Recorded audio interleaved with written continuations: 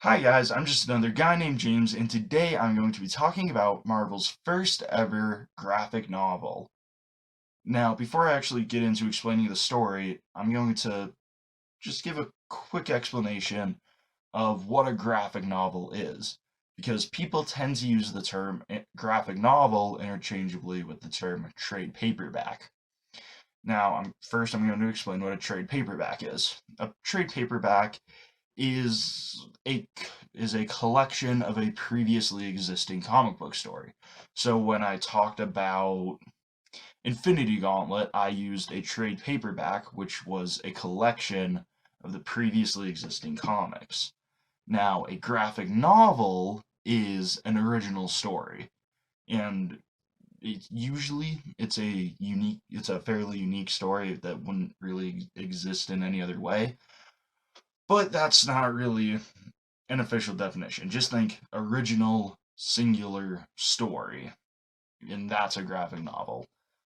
All right, so now that I've explained what a graphic novel is, let's start talking about the actual contents of this first Marvel graphic novel, which was drawn and written by Jim Starlin, and it is called The Death of Captain Marvel. Ain't it a classic? Released in 1982, the story chronicled obviously the death of Captain Marvel. But before we start discussing the story, I just shook my whole camera. Before we start discussing the story, let's talk about who is Captain Marvel, because there are four characters that I can think of off the top of my head named Captain Marvel, and this version of Captain Marvel, right here in the red spandex, is the only one that is not really talked about in modern day media.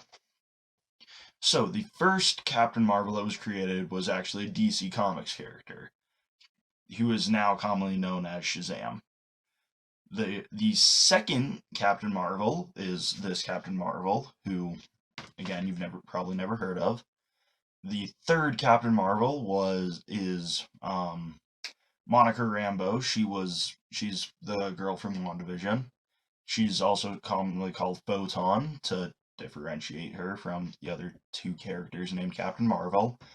And then the last Captain Marvel is the one with the self-titled movie Captain Marvel, who is Carol Danvers, or as I call her, Miss Marvel, because that's who she was in the classic comics, which is what I'm familiar with. So it's all very confusing. But this story is about a Kree captain whose name is Mar-Vell. So on Earth, his superhero name is Captain Marvel. So the story and now I'm just gonna dive straight into the story, which opens with Captain Marvel leaving an audio log of his memories for the Avengers. And he's doing this while he's on a journey to some distant planet. And he's on this journey with a couple of people from Titan. And the people are named Eros, who is Star Fox, and Mentor. And Star Fox is the brother of Thanos, and Mentor is the father of both of them. So that's sort of your characters that you need to know about for this opening section. There are four of them. You need to know Eros, Star Fox, Mentor, Captain Marvel, and Thanos. You need to know about Thanos because that's why Captain Marvel's on this journey with Eros and Mentor. They're going to retrieve Thanos's stone encased body. So has become a stone statue, and they're going to retrieve him. But nothing's ever easy in comic books, and they're immediately attacked by these sort of cult worshippers that Thanos has. And after Captain Marvel and the Titans deal with these cultists, Captain Marvel falls to the ground in a coughing fit. Hmm, that's weird. He didn't get damaged in the fight. Nobody even touched him. I wonder what could be going on. Oh, Captain Marvel's sick. And Mentor wants to diagnose Captain Marvel with the supercomputer, using the supercomputer Isaac. But Captain Marvel already kind of knows what's wrong with him because he has the superpower called Cosmic Awareness that is given to him by his Negabands, the gold wristbands that he wears, like up on his wrists, obviously, because that's where you wear wristbands. So the Negabands give Captain Marvel his Cosmic Awareness, so he knows what's going on in his body. But we don't get to find out for another couple of pages. But eventually we do find out, and we learn that Captain Marvel has cancer, and that it is probably inoperable because Captain Marvel is a Kree captain who betrayed his homeworld to come and defend Earth, which is, that's cool. But Captain Marvel has cancer. That's the idea. And after Captain Marvel is told that he has cancer by Mentor, he goes and talks to his girlfriend, and she finds out. And this is actually a very creatively done, creatively executed scene because there's no dialogue. But because of Jim Starlin's art, you know exactly what is happening. You can feel it even if you can't hear it, if that makes sense. So, Captain Marvel also decides to go to Earth and visit Rick Jones, who was Captain Marvel's partner for a long time. Partner in crime, I guess would be the term. Captain Marvel got trapped in the negative zone, and Rick Jones was the only person who could bring him out of the negative zone by swapping physical locations with him. And that's how Captain Marvel worked for a long time, but eventually him and Captain Marvel got out of the negative zone, and him and Rick went their separate ways. And now they're reunited, and Captain Marvel tells Rick that he has cancer.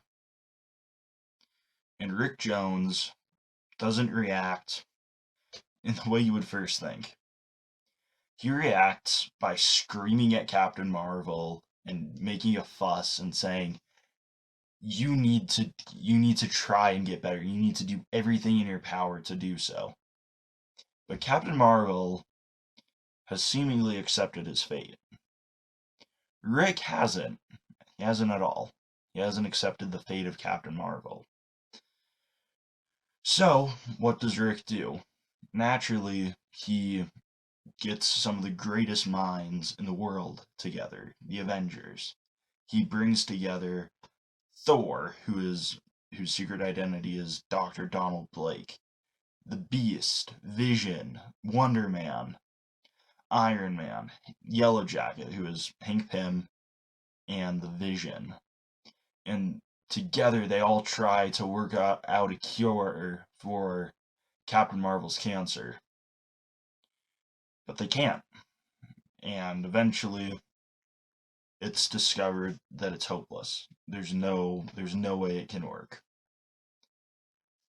So all of the heroes of Earth, and the news spreads quickly across the universe, and it's met with mixed reactions, but everybody notices it, but everybody knows, and everybody feels the loss.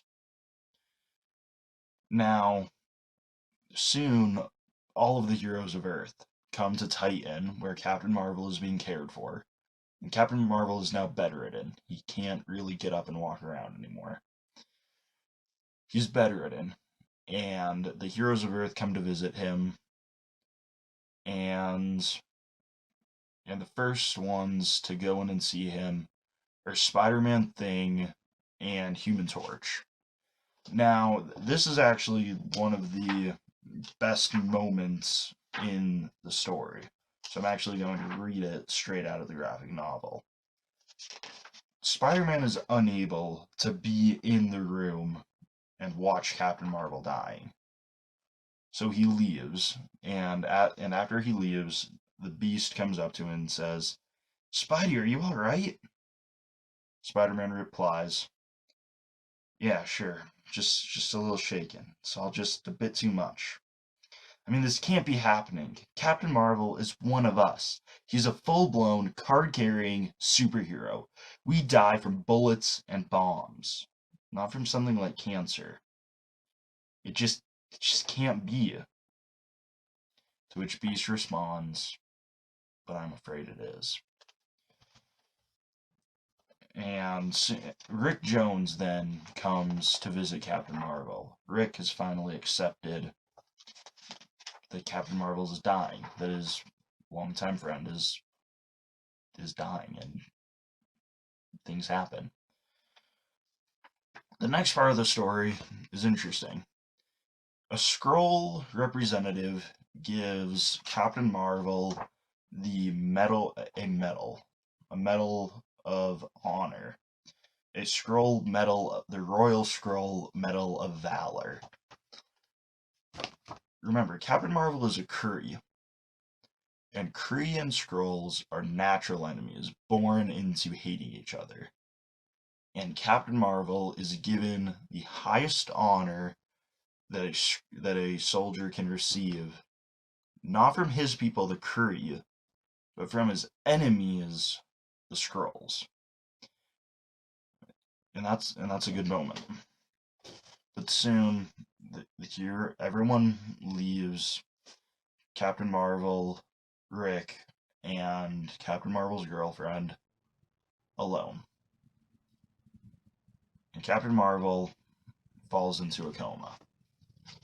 And Mentor, remember that's Thanos' dad, says some of the last words spoken into the reality of the story. He says, "We're too late. We have failed you, Captain Marvel." And now we enter into the dream. The dream starts with Thanos coming alive, shrinking off the stone that once held him prisoner.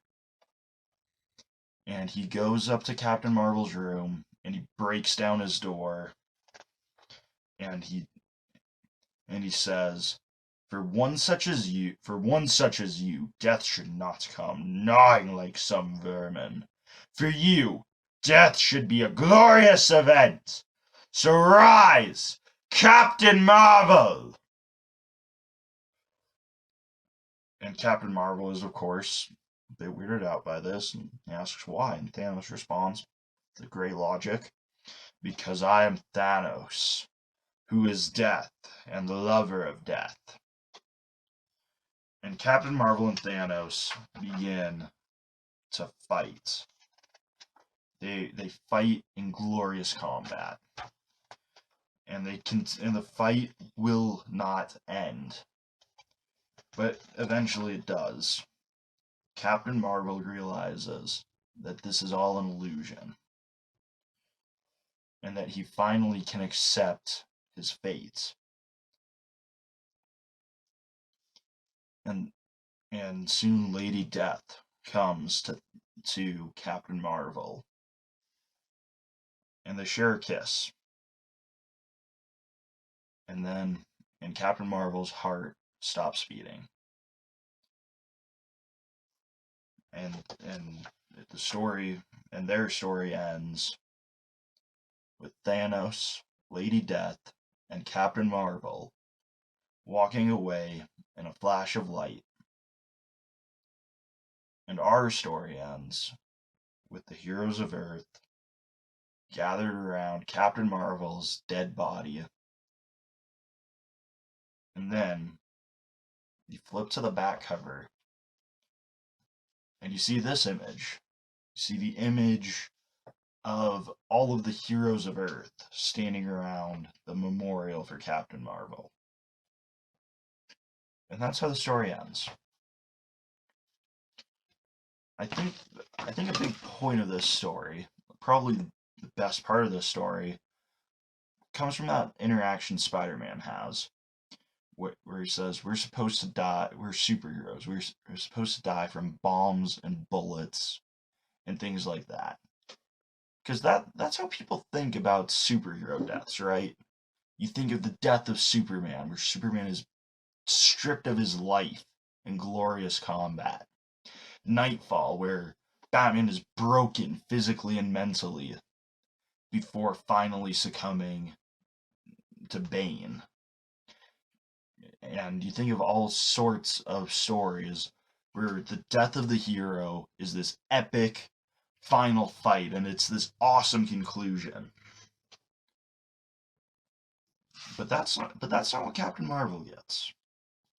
Captain Marvel gets to lie down in Captain Marvel lies down in bed,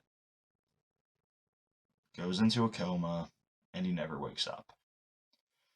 Now, overall, the story is really good. The artwork is phenomenal. It's very typical of a Marvel graphic novel, where the artwork is very high quality, but also not like something you would see in your regular comic book. The colors are entirely different. The line work is much more elegant. It has an entirely different feel than your typical 24, 32 issue comic book like this Avengers. And there's also no villain in this story. There's no threat that can be stopped. Nothing can be done to change the fate of Captain Marvel. And that's part of what makes it so good. You just have to sit there and let the story come over you. There's no real resolution. The story ends with the death of Captain Marvel. It is what it says it is. There's no big like turnover like, oh, he's not really dead. And I think it's a really good story. Honestly, it's also a kind of a sort of a a notable story for Marvel because it's the first time a major character died and really stayed dead. Captain Marvel was dead for a long, long time before he was eventually resurrected. And if you look at how long they keep characters like, Doctor Doom, or who's another one? Doctor Doom's the main one. He dies all the freaking time. If you look at how long they keep characters like that dead, it's really striking.